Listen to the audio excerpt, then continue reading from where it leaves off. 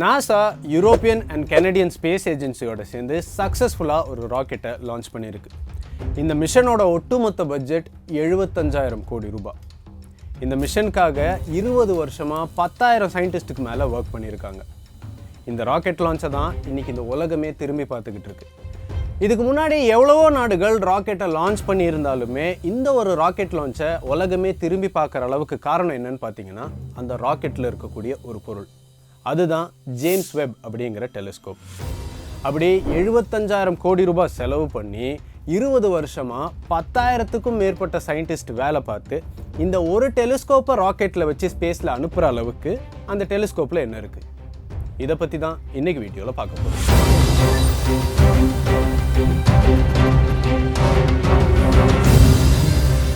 17th செஞ்சுரியோட ஸ்டார்டிங்கில் லிப்பாஷே அப்படிங்கிற கண்ணாடி வடிவமைக்கிறவர் லென்சஸை வச்ச ஒரு டெலிஸ்கோப்பை உருவாக்குறாரு. முதலாக கண்டுபிடிக்கப்பட்ட டெலிஸ்கோப் இதுதான் அப்படின்னு சொல்லப்படுது. அந்த டெலிஸ்கோப்பை ரொம்ப ஈஸியாக கையில் எடுத்து வச்சு டிஸ்டன்ஸில் இருக்கிற ஆப்ஜெக்டை பார்க்குற மாதிரி தான் அது வடிவமைக்கப்பட்டிருந்தது. அதுக்கப்புறம் வேறு சைஸஸில் டெலிஸ்கோப்பை செய்ய ஆரம்பிச்சிட்டாங்க. இந்த டெலிஸ்கோப்பில் ஒரு பிரச்சனையை பார்க்குறாங்க. அது என்ன அப்படின்னா, டெலிஸ்கோப் ஏர்த்தில் இருந்தது. ஏர்த்தோட அட்மாஸ்பியரில் இருக்கிற ஏர் அண்ட் பொல்யூஷனால் தூரத்தில் இருக்கிற ஸ்டாரை கிளியராக பார்க்க முடியல அப்படின்னு. ஸோ சயின்டிஸ்ட்ஸ் என்ன பண்ணுறாங்கன்னா இந்த டெலிஸ்கோப்பை கொண்டு போய் ஸ்பேஸில் வைக்கிறாங்க. அப்படி வைக்கப்பட்ட டெலிஸ்கோப்லேயே ரொம்ப ஃபேமஸான ஒன்று தான் 1990 நாசா லான்ச் பண்ண ஹபிள் அப்படிங்கிற டெலிஸ்கோப். நீங்கள் ஸ்பேஸ் பற்றின ஃபோட்டோஸ் ஏதாவது பார்த்தீங்கன்னா அது மேக்ஸிமம் ஹபிள் டெலிஸ்கோப்பில் எடுத்ததாக தான் இருக்கும். இந்த ஹபிள் டெலிஸ்கோப்பை வச்சு தான் யூனிவர்ஸோட ஏஜ் 13.8 பில்லியன் இயர்ஸ் அப்படிங்கிறத கண்டுபிடிச்சாங்க. இந்த ஹபிள் டெலிஸ்கோப்பை வச்சு தான் நிறைய பிளானட்ஸ் அப்புறம் கேலக்சிஸோட கிளியரான இமேஜை நம்மளால் பார்க்க முடிஞ்சுது. ஆனால் இந்த ஹபிள் டெலிஸ்கோப்பில் ஒரு பிரச்சனை இருந்தது. அது என்னன்னா, இந்த ஹபிள் டெலிஸ்கோப்னால மேக்ஸிமமாக விசிபிள் லைட்டை மட்டும்தான் கேப்சர் பண்ண முடியும். கொஞ்சம் அளவில் இன்ஃப்ராரெட்டையும் அல்ட்ரா வயலட் ரேஸையும் கேப்சர் பண்ண முடியும். ஆனால் ஸ்பேஸில் இன்ஃப்ராரெட்டை கேப்சர் பண்ண வேண்டியது ரொம்ப முக்கியம். அது ஏன்னு நான் சொல்கிறேன். இப்போது ஒரு ஆம்புலன்ஸ் சைரன் அடிச்சுட்டே உங்களை நோக்கி வேகமாக வருதுன்னு வச்சுக்கோங்க. இப்படி உங்ககிட்ட வரும்போது உங்களுக்கு சைரன் சவுண்ட் வேகமாக அடிக்கிற மாதிரி கேட்கும். அதுவே உங்களை தாண்டி போகும்போது ஸ்லோவாக அடிக்கிற மாதிரி கேட்கும். இது ஏன்னா இந்த சைரன் ஒரு குறிப்பிட்ட ஃப்ரீக்குவென்சியில் சவுண்டை வெளியே விட்டுட்டே இருக்கும்.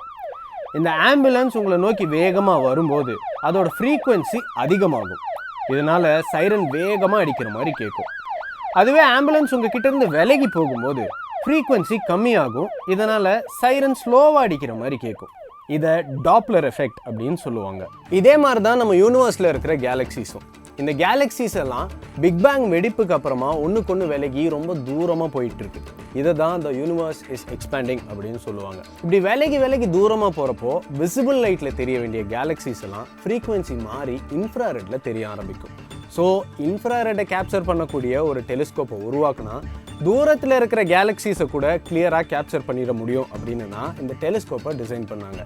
அது மட்டும் இல்லாமல் நார்மலாக ஸ்பேஸில் இருக்கக்கூடிய ஒரு கோல்டான ஆப்ஜெக்டும் இன்ஃப்ராரெட்டை எமிட் பண்ணும்.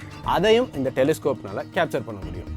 ஸ்பேஸில் இருக்கிற டஸ்ட்டெல்லாம் ஒன்றா சேர்ந்து ஒரு க்ளவுட் மாதிரி ஃபார்ம் ஆகும். அந்த க்ளவுடை நார்மல் லைட்னால பாஸ் பண்ணி வர முடியாது. ஆனால் ஒரு இன்ஃப்ராரெட்னால ஈஸியாக பாஸ் பண்ணி வந்துட முடியும். ஆனால் இன்ஃப்ராரெட்டை கேப்சர் பண்ணக்கூடிய இந்த ஜேம்ஸ் வெப் டெலிஸ்கோப்லேயும் ஒரு பிரச்சனை இருந்தது. அது என்னன்னு பார்த்தீங்கன்னா, அது பூமிக்கு பக்கத்தில் இருக்கக்கூடாது. ஏன்னா பூமி சூரியன் கிட்ட இருந்து லைட்டை வாங்கி அதை இன்ஃப்ராரெட்டை எமிட் பண்ணும். ஸோ இந்த டெலிஸ்கோப்பை கொண்டு போய் பூமிக்கு பக்கத்தில் வச்சோன்னா அந்த டெலிஸ்கோப்புக்கு வர இன்ஃப்ராரெட் சிக்னலோட பூமியிலேருந்து வர இன்ஃப்ராரெட் சிக்னல் மிக்ஸ் ஆகி அதை அஃபெக்ட் பண்ணுறதுக்கான வாய்ப்பு இருக்குது. இதனால் இந்த டெலிஸ்கோப்பை பூமியிலேருந்து 15 லட்சம் கிலோமீட்டர் தொலைவில் கொண்டு போய் வைக்க போகிறாங்க. அந்த ரீஜனை லெக்ராஞ்ச் பாயிண்ட் L2 அப்படின்னு சொல்லுவாங்க. இந்த இடத்துல சன்னோட கிராவிட்டியும் ஏர்த்தோட கிராவிட்டியும் பேலன்ஸ்டாக இருக்கும். அது மட்டும் இல்லாமல் அங்கே டெம்பரேச்சர் பார்த்தீங்கன்னா -230 டிகிரி செல்சியஸ் இருக்கும். இருந்தாலும் ஏர்த்தாலையும் சன்னாலையும் அந்த இடம் ஹீட் ஆகிறதுக்கு வாய்ப்பு இருக்குது. அப்படிங்கிற காரணத்தினால டெலிஸ்கோப்புக்கு பின்னாடி ஒரு டென்னிஸ் கிரவுண்டோட சைஸ் அளவுக்கு 5 லேயருக்கு கேப்டான் அப்படிங்கிற மெட்டீரியலை யூஸ் பண்ணி ஒரு ப்ரொடெக்டிவ் கோட்டிங்கை பண்ணியிருக்காங்க. இது ஒரு கொடை மாதிரி ஆக்ட் ஆகும். சப்போஸ் 2 லட்சம் வாட் சோலார் ரேடியேஷன் வந்தாலுமே அந்த ப்ரொடெக்டிவ் லேயரை தாண்டி 1 வாட்டோ 2 வாட்டோ தான் அடுத்த சைடுக்கு போகும். அது மட்டும் இல்லாமல் அந்த டெலிஸ்கோப் சன்னுக்கும் ஏர்த்துக்கும் ஆப்போசிட் சைடில் இருக்கிறதுனால எந்த ரேடியேஷனும் அதை அஃபெக்ட் பண்ணாது. அது மட்டும் இல்லாமல் இந்த டெலிஸ்கோப்போட மிரரை ஹப்பிளை விட 6 மடங்கு பெருசாக செஞ்சுருந்தாங்க. இந்த மிரரால் அதிகமான லைட்டை கேப்சர் பண்ண முடியும். அந்த மிரரை கோல்டால் கோட் பண்ணியிருந்தாங்க. ஏன் அப்படின்னா கோல்டால் இன்ஃப்ராரெட்டை அதிகமாக ரிஃப்ளெக்ட் பண்ண முடியும். இந்த மிரரோட டயாமீட்டரே பார்த்தீங்கன்னா 6.5 மீட்டர். இவ்வளோ பெருசாக இருக்கிறதுனால அந்த மிரரை ஃபோல்ட் பண்ணி தான் ராக்கெட்டில் வச்சு அனுப்பிச்சாங்க. இந்த டெலிஸ்கோப்பை அனுப்ப இன்னொரு முக்கியமான காரணம் என்னன்னு பார்த்தீங்கன்னா, மற்ற பிளானட்ஸில் உயிரினங்கள் இருக்கா இல்லையான்னு கண்டுபிடிக்கிறதுக்காக தான். அது மட்டும் இல்லாமல் நம்ம யூனிவர்ஸில் இருக்கிற எல்லா பிளானட்ஸுமே ஒரு ஸ்டாரை சுற்றி வந்துக்கிட்டு இருக்கும். அந்த ஸ்டார்லேருந்து வர லைட் அந்த பிளானட்டோட அட்மாஸ்பியரில் படும்போது லைட் ரிஃப்ளெக்ட் ஆகும், ரிஃப்ராக்ட் ஆகும், அப்சார்ப் ஆகும். மீதி இருக்கிற லைட் வெளியில் வரும். அப்படி வெளியில் வர லைட்டை ஸ்பெக்ட்ரோஸ்கோப்பி மூலமாக பார்த்து அந்த பிளானட்டோட அட்மாஸ்பியரில் என்ன மாதிரியான கேஸஸ்லாம் இருக்குது, அந்த பிளானட்டோட டெம்பரேச்சர் என்ன, மாஸ் என்ன, இந்த மாதிரி பல விஷயங்களை கண்டுபிடிக்க முடியும். சப்போஸ் அந்த பிளானட்டோட அட்மாஸ்பியரிக் கேஸஸில் CO2, மீத்தேன் இந்த மாதிரியான கேஸஸ் தெரிஞ்சிச்சுன்னா அந்த கேஸஸோட அளவை பொறுத்து அந்த பிளானட்டில் உயிரினங்கள் இருக்குமா இல்லையா அப்படிங்கிறத கண்டுபிடிக்கலாம்னு சொல்லி சயின்டிஸ்ட் சொல்கிறாங்க. ஏர்த்லேருந்து 39.4 லைட் இயர்ஸ் டிஸ்டன்ஸில் இருக்கக்கூடிய Trappist 1 அப்படிங்கிற ஸ்டாரை சுற்றி வர பிளானட்டில் உயிரினங்கள் வாழலாம் அப்படின்னு சயின்டிஸ்ட் சொல்கிறாங்க. இந்த டெலிஸ்கோப் மூலமாக அதுக்கான ஆன்சர் கிடைக்கும் அப்படின்னு நம்ம நம்பலாம். இது மாதிரி பல டெக்னாலஜிஸை கொண்டு இருக்கு இந்த டெலிஸ்கோப். இவ்வளோ டெக்னாலஜிஸ் இருக்கிற இந்த டெலிஸ்கோப்பில் ஏகப்பட்ட மூவிங் பார்ட்ஸ் இருக்குது. ஏதாவது ஒன்றில் பிரச்சனைனா கூட அது பெரிய அளவில் பாதிப்பை ஏற்படுத்தும். ஏன் இந்த டெலிஸ்கோப் ஒர்க் ஆகாமல் போகிறதுக்கு நிறைய சான்சஸும் இருக்குது. அது மட்டும் இல்லாமல் ஏர்த்லேருந்து 15 லட்சம் கிலோமீட்டர் தொலைவில் இருக்கிறதுனால ஏதாவது ஒரு சின்ன ரிப்பேர்னா கூட மனுஷங்களால் போய் ரிப்பேர் பண்ணவே முடியாது. ஸோ ஒவ்வொரு ஸ்டெப்பையும் ரொம்ப கேர்ஃபுல்லாக எடுத்து வச்சாங்க நாசா. இன்னைக்கு இந்த ராக்கெட் ரொம்ப சக்ஸஸ்ஃபுல்லாக லான்ச் ஆயிருக்கு. பொறுத்திருந்து பார்ப்போம் ஸ்பேஸ் பற்றின நிறைய கேள்விகளுக்கு இந்த டெலிஸ்கோப் பதில் சொல்லுமா இல்லையான்னு. ஹாய், நாங்கள் சிட்டிங்கிற பிளாட்ஃபார்மில் கடந்த 4 வருஷமாக குழந்தைங்களுக்கு சயின்ஸை ப்ராக்டிக்கலாக புரிகிற மாதிரி ரொம்ப ஈஸியாக சொல்லி கொடுத்துட்ருக்கோம். இது வரைக்கும் நீங்கள் எங்களுக்கு கொடுத்த ஆதரவுக்கு ரொம்ப நன்றி.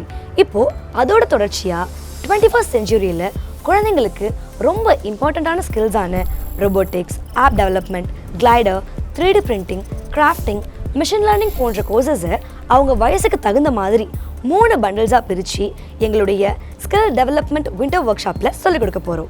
இந்த சண்டே எங்கள் ஒர்க் ஷாப்கான ஃப்ரீ லைவ் டெமோஸ்ட்ரேஷன் கண்டக்ட் பண்ணுறோம். இந்த ஆப்பர்ச்சுனிட்டியை மிஸ் பண்ணிடாதீங்க. ஏன்னா உங்களுக்கே தெரியும் இந்த மாதிரி ரேரான கோர்சஸ் எல்லாம் தமிழில் வேறு எங்கேயுமே கிடையாதுன்னு.